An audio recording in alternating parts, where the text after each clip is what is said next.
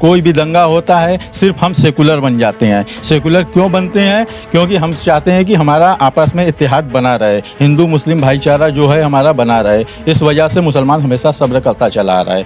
आपने देखा होगा कि अभी भी जब मंदिर बनाई जा रही थी राम जन्मभूमि, उस समय 6 दिसंबर को हुआ कि बहुत बड़ा दंगा हो जाएगा, लेकिन मुसलमानों ने कहीं विरोध नहीं किया। उन्होंने सब्र करके शांति से बैठने का काम किया है। तो अब वक्त पे जो मदरसे बने हो हमारे हैं, वक्त पे जो मस्जिदें बनी हो हमारी हैं, तो उस पर आपका हक कैसे आया? आप उसमें हस्तक्षेप कैसे कर सकते हो? जहाँ जहाँ आपको लगा कि इनका फायदा हमसे 2 पैसे का ज़्यादा का हो रहा है, वहाँ वहाँ आपने टांग खींच के मुसलमानों को नीचे कर दिया। सरकार का तो ये भी कहना है कि वक्फ की ज़्यादातर ज़मीनों पर असदुद्दीन ओवैसी जी का भी कब्जा है, इसलिए इनको ज़्यादा डर सता रहा है। ये खाली बात बनाने की बात कर रहे हैं, ऐसा कोई चीज़ नहीं है, कोई आदमी कोई लिया नहीं है, खाली ये बात छिपाने के लिए कर रहे हैं कि किसी सूरत से गरीब मुसलमान जो है तो उसके बलगलाज आप में लड़ जाएं। और ऐसी कोई बात, हमारी चीज़ को, जैसे भाई साहब ने बोला, हमारी चीज़ को आप क्यों ताक रहे हैं? हम आपकी चीज़ पर तो कभी ताके नहीं है। इससे पहले जो जुमा हुआ था हम लोगों ने काला पट्टी बांध के इसका विरोध किया गया था। तो जैसे आपने कहा ना कि कलकत्ता में और जगह पे विरोध हो रहा है इसका, यूपी में या बनारस में क्यों नहीं हो रहा? तो यूपी में जो है बाबा जी जो बैठे हुए हैं, अभी लड़के जो है काली पट्टी बांध के अपने जो गए तो उनके घर तक पुलिस पहुँच गई। तो आज मुसलमानों को डराया धमकाया जा रहा है, मगर डराए धमकाए हम लोग MIM वाले नहीं डरने वाले हैं और इंशाल्लाह हम लोग रोड पर इसका धरना प्रदर्शन करेंगे, इसका विरोध। सरकार ये कह रही है कि गरीब मुस्लिम जो हैं उनकी शिक्षा पे काम होगा, उनके लिए हॉस्पिटल बनाए जाएंगे। सरकार तो बहुत कुछ कहते हैं मगर कोई सामने नहीं आता। कल की जो बिल पास हुई उसमें हम लोग बहुत ज़्यादा हताहत हुए हैं और इसको लेकर हम लोग बहुत दुखी है। इसलिए आज का ये कदम जो उठाया जा रहा है लड़ने के लिए कि भाई आगे हम लोग इसके लिए लड़ाई लड़ेंगे और बिल की मुखालफत करेंगे। लगता है कि सुप्रीम कोर्ट में जब आपने याचिका दायर की है तो क्या लगता है कि सुप्रीम कोर्ट का जो फैसला आएगा वो आपके पक्ष में आएगा? देखिए, हम लोगों ने याचिका दाखिल की है और इंशाल्लाह उसमें कामयाबी मिलेगी और फिर बैरिस्टर असदुद्दीन साहब का जो आदेश आएगा, हम लोग इसकी लड़ाई, बहुत लंबी लड़ाई लड़ेंगे और इंशाल्लाह अगर हुआ तो हम लोग रोड तक इसको लड़ाई लड़ाया जाएगा। अभी ये बिल को एक्सेप्ट कर रहे हैं? एक्सेप्ट तो नहीं कर रहे हैं, किसी हाल में एक्सेप्ट नहीं करेंगे, क्योंकि ये एक तानाशाही हुकूमत है। जैसे हिटलर था ना, हिटलर के बाद अब ये बीजेपी आई है, तानाशाही कर रही है। ये जो मन में आ रहा है अपने मन से बिल पास कर दे रही है। ये क्यों कर रही है? सिर्फ कारण ये जो हम बटे हुए हैं।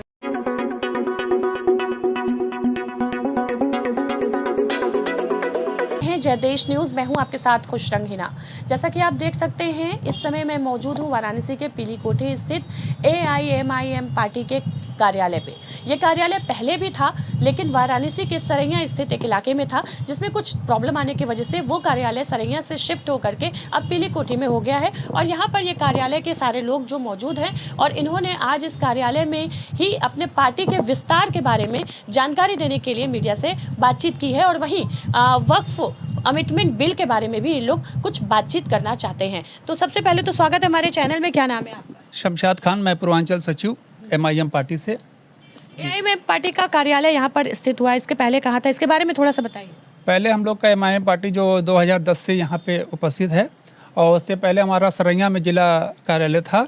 तो कुछ कारण से वहाँ रास्ता वास्ता खराब होने की वजह से हम लोगों ने ये पीली कोठी में इसका आज उद्घाटन किया गया है। और इस जहाँ से हम लोग अपने पार्टी की जो घर घर जाके अपने पार्टी की उपस्थित के बारे में बताएंगे। देखा जाए तो वाराणसी में सपा, कांग्रेस और भाजपा का ही वर्चस्व है। AIMI पार्टी को आप कहाँ देखते हैं, क्योंकि अभी तक तो वाराणसी में इसको कोई ज़्यादा महत्व नहीं देता? देखिए, ऐसा है कि जब वाराणसी में हमारी पार्टी आ गई है, अब इसको हम लोग हर गली गली हर घर घर तक पहुंचाएंगे और अपने हक हुकूक की बात करेंगे। अपना झंडा अपना डंडा होगा। और जिस हिसाब से ये अभी आपने देखा, कल ही वक्फ बिल को पास कर दिया गया, क्योंकि हमारी उसमें अक्सरियत बहुत कम थी, हमारी लोगों ने सुनी नहीं। और इस समय सिर्फ हिंदू मुस्लिम मंदिर मस्जिद ये एजेंडा चल रहा है।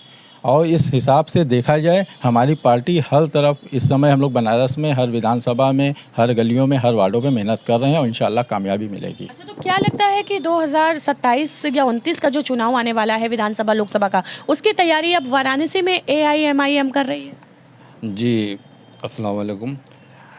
MIM जो है तो ज़मीन से उठ के अपना काम कर रही है। जो हमारे कार्यकर्ता थे आज सब इकट्ठा हुए हैं और कल जो बिल पास हुआ है उससे हम लोगों को बहुत ज़्यादा दुख हुआ। उसके लिए हम लोग यही सोचेंगे कि कम से कम अपनी ही एक पार्टी हो जिसका बोलने वाला कोई लीडर हो, क्योंकि आज मेरा कोई लीडर नहीं है बोलने के लिए। असदुद्दीन ओवैसी जी ने काफ़ी अच्छे तरीके से संसद में बात उठाई थी वक्फ अमेंडमेंट बिल को लेकर के। जी वही तो उठाई है। अब उनके पीछे जब हम जैसे युवा और बुजुर्ग हमारे शहर के निकल के आएंगे घर घर से, जब हमारे सभासद होंगे, जब हमारे विधायक होंगे, जब हमारे सांसद होंगे, तब न हमारी बात उठे। ये आज हमें देखने का दिन नहीं आता जो आज हम बढ़ जाते हैं, थोड़े इधर चले गए, थोड़े उधर चले गए। हमारा वोट तो सब लेने आते हैं, कांग्रेस भी लेने आती है, सपा भी लेने आती है, बसपा भी लेने आती है, मगर मेरी आवाज़ कोई नहीं उठाता। मतलब अब मुसलमान आपको लगता है कि काफ़ी आहत हुआ है इस बिल के पास होने के बाद, और अब उनके पास एक ऑप्शन दिखाई दे रहा है AIMIM। आप आहत की बात करती हैं, कितने लोग ऐसे हैं कि जो रात में सो नहीं पाए हैं दुख के मारे, क्योंकि ये बहुत दुख की बात है। एक काला दिन आया था 6 दिसंबर को, आज ये दूसरा काला दिन आया है 2 तारीख को। आपको क्या लगता है कि इस बिल के पास होने से केंद्र सरकार तो कह रही है कि मुसलमानों के हित के लिए हम ये बिल लेकर के आए हैं। देखिए, केंद्र सरकार तो बहुत कुछ कहती है। केंद्र सरकार ने तो पहले वादा किया था 15 लाख देंगे, मगर वो तो जुमला था, ये भी जुमला है और ये सिर्फ मुसलमानों को टारगेट किया जा रहा है। आज देखिए, मुसलमानों को मस्जिद, दरगाह, हर चीज़ पे परेशान किया जा रहा है। तो वक्फ बिल जो लाना है, इतनी घबराहट में वक्फ बिल लाना, हमको तो नहीं समझ में आता इतनी घबराहट क्यों। जी जी जी, ये तो वक्फ का नहीं है, लेकिन लेकिन वक्फ अमेंडमेंट बिल के जरिए केंद्र सरकार ये कह रही है कि गरीब मुस्लिम जो हैं उनकी शिक्षा पे काम होगा, उनके लिए हॉस्पिटल बनाए जाएंगे। सरकार तो बहुत कुछ कहते हैं, मैं कोई सामने नहीं आता। कल की जो बिल पास हुई उसमें हम लोग बहुत ज़्यादा हताहत हुए हैं और इसको लेकर हम लोग बहुत दुखी है। इसलिए आज का ये कदम जो उठाया जा रहा है लड़ने के लिए कि भाई आगे हम लोग इसके लिए लड़ाई लड़ेंगे और बिल की मुखालफत करेंगे। बिल की मुखालिफत करेंगे कि आपको क्या लगता है कि बिल इस मुखालिफत से वापस ले ली जाएगी? देखिए, सबसे पहले हम ये कहना चाह रहे हैं सभी को अस्सलाम वालेकुम। हम ये बताना चाह रहे हैं कि जैसे अमित शाह जी बोल रहे हैं कि हम मुसलमानों के खिलाफ नहीं हैं, हम उनके फ़ायदे के लिए कह रहे हैं। हम 12,500 करोड़ मुसलमानों को दिलाने के लिए आ रहे हैं। तो इतना बड़ा गेम खेलने से कोई फ़ायदा नहीं है। सिर्फ नीरव मोदी को लिया है 20,000 करोड़ आ जाएगा।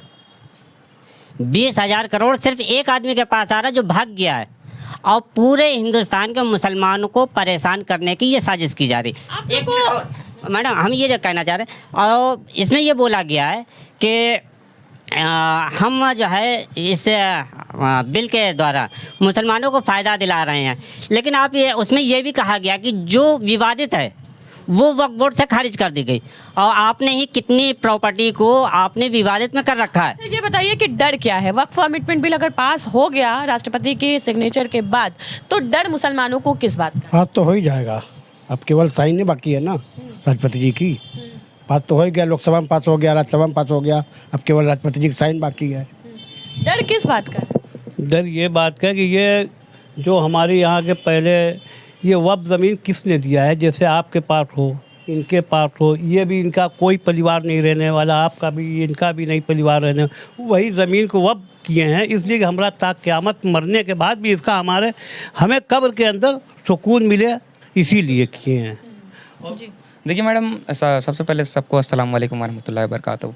देखिए, डर का जो आपने सवाल किया, डर का मेन मसला ये है कि आप कौन होते हैं हमारे धार्मिक मुद्दे में हस्तक्षेप करने वाले।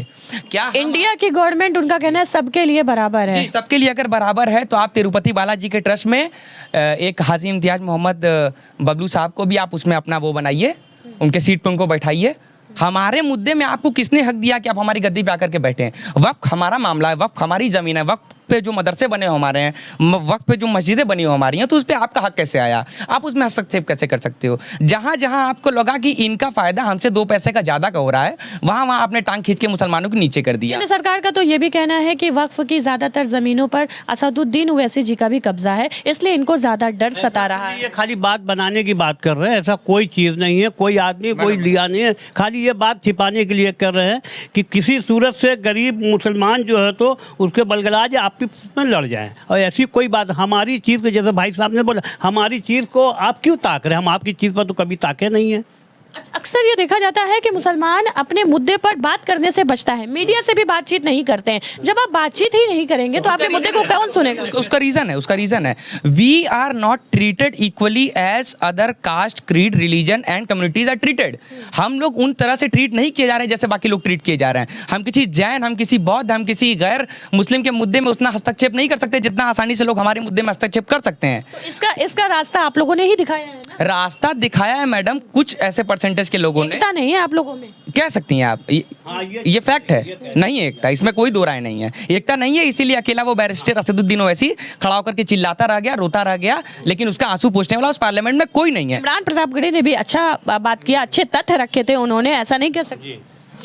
कुछ कहना चाह रहे थे आपने कहा कि असदुद्दीन ओवैसी साहब ने वक्फी ज़मीन पे कब्जा कर रखा है, तो मैंने नहीं कहा, ये कहा जा रहा है। कहा जा रहा है, आपने मुझसे सवाल किया। मेरा कहने का मतलब है कि अगर उन्होंने कब्जा किया तो आप मानहानि का दावा ठोक दीजिए, सुप्रीम कोर्ट जाइए, दरवाज़ा खुला हुआ है, तो वहाँ से आप न्याय लीजिए। अब ये बिल पास हो जाएगा तो आपको किस चीज़ का खतरा सता रहा है? देखिए, खतरा कुछ नहीं है, मुसलमान इसी तरह सब्र करता चला आ रहा है और इसी तरह सब्र करता रहेगा।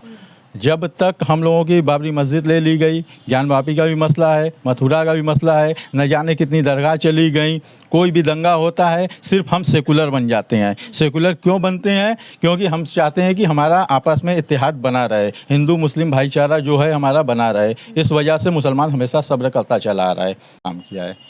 तो अब डर इस बात का है, जैसे आपने पूछा कि डर किस बात का है आप लोगों को, डर इस बात का है मैडम कि हमारे बड़े बुजुर्ग उलमाओं ने हमारी ज़मीन हमको वक्फ करके गई कि हमारे कम्युनिटी का एक डेवलपमेंट हो सके, हम अपने कम्युनिटी में उसको इन्वेस्ट करके अपनी कौम को किस तरह से ऊपर ला सकते हैं। वक्फ का मतलब दान होता है जी, वक्फ का मतलब अरबी से अगर हिंदी में उसको ट्रांसलेट करें तो उसका मतलब दान होता है। तो उन्होंने दान की, वक्फ की कि हमारे लोगों का भला हो सके, क्योंकि हम यहाँ पे अल्पसंख्यक है, माइनॉरिटीज़ हम लोग, हमारे उद्धार के लिए पिछले 70-75 सालों में जहाँ तक देखा गया हो उतना किसी ने काम नहीं किया। इसीलिए बड़े बुजुर्गों ने, उलमाओं ने हमारे नाम, हम लोगों के लिए वक्फ करके वो गए, जिसपे मदरसे, स्कूल्स, हॉस्पिटल्स, यूनिवर्सिटीज़ बनी, तो वो हमारे उसके लिए थी। आप लोगों के लिए एक अलग चीज़ बना करके दी गई थी जिसका आप लोग फ़ायदा उठा रहे हो, लेकिन अब आप लोग को वो हजम नहीं हो रहा है कि इन लोग के पास रेलवे और डिफेंस के पास इतनी ज़मीन क्यों है।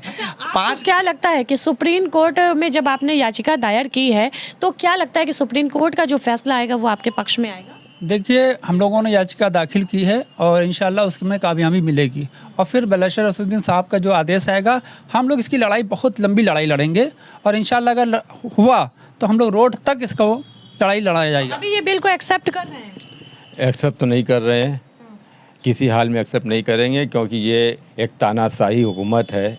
जैसे हिटलर था ना, हिटलर के बाद अब ये बीजेपी आई है, तानाशाही कर रही है। ये जो मन में आ रहा है अपने मन से बिल पास कर दे रही है। ये क्यों कर रही है? सिर्फ कारण ये जो हम बटे हुए हैं, और जिस दिन इंशाल्लाह हम एक प्लेटफार्म पे आएंगे, अपना डंडा उठा के अपनी पार्टी बना के जब खड़े होंगे, इन लगातार असदुद्दीन ओवैसी साहब मुसलमानों का मुद्दा संसद में उठा रहे हैं, लेकिन उनके मुद्दे उठाने के बाद भी मुसलमान उनके फेवर में क्यों नहीं है?